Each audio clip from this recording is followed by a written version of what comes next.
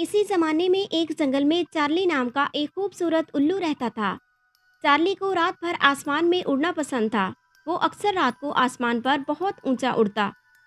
एक रात उसे जंगल में डेज़ी नाम का एक छोटा खरगोश मिला, जो बहुत उदास था और खुद को बहुत तन्हा महसूस कर रहा था।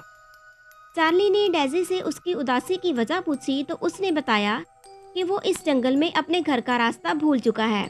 अब उसे नहीं मालूम कि घर वापस कैसे जाए। चार्ली ने कहा, मैं तुम्हारे घर जाने में तुम्हारी मदद करूंगा, मेरे साथ आओ। चार्ली उड़ने लगा और डेज़ी भागने लगा। इस तरह दोनों ने सफर का आगाज किया। वो अनजाने रास्तों पर चलते गए, यहाँ तक कि जंगल के नामालूम हिस्से में गलत रास्ते पर चले गए। चार्ली बहुत परेशान हुआ। क्या अब हम हमेशा खोए रहेंगे? डेज़ी ने पूछा।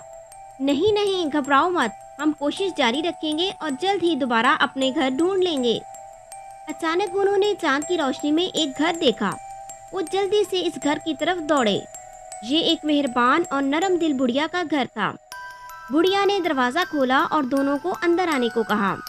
डेज़ी और चार्ली की कहानी सुनने के बाद बुढ़िया ने अलमारी खोली और उसमें से एक नक्शा निकाला। नक्शे पर जंगल का खाका था। डेज़ी, चार्ली और बुढ़िया नक्शे के गिर्द जमा हो गए और इसे गौर से पढ़ा। उन्होंने नक्शे पर निशानजदा एक लंबा वसी रास्ता देखा। बुढ़िया ने कहा, मुझे यकीन है कि इस रास्ते पर चलकर तुम अपने घर ढूंढ पाओगे। बुढ़िया ने मजीद कहा कि खुद पर और एक दूसरे पर एतमाद करो।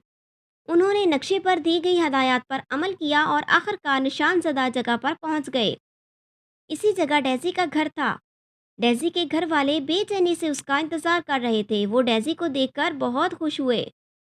डेज़ी और इसके घर वालों ने चार्ली का शुक्रिया अदा किया। डेज़ी ने कहा, आपकी और मेहरबान बुढ़िया की वजह से आज मैं अपने घर वापस पहुंच पाया हूँ। चार्ली भी खुशी खुशी अपने घर वापस आ गया।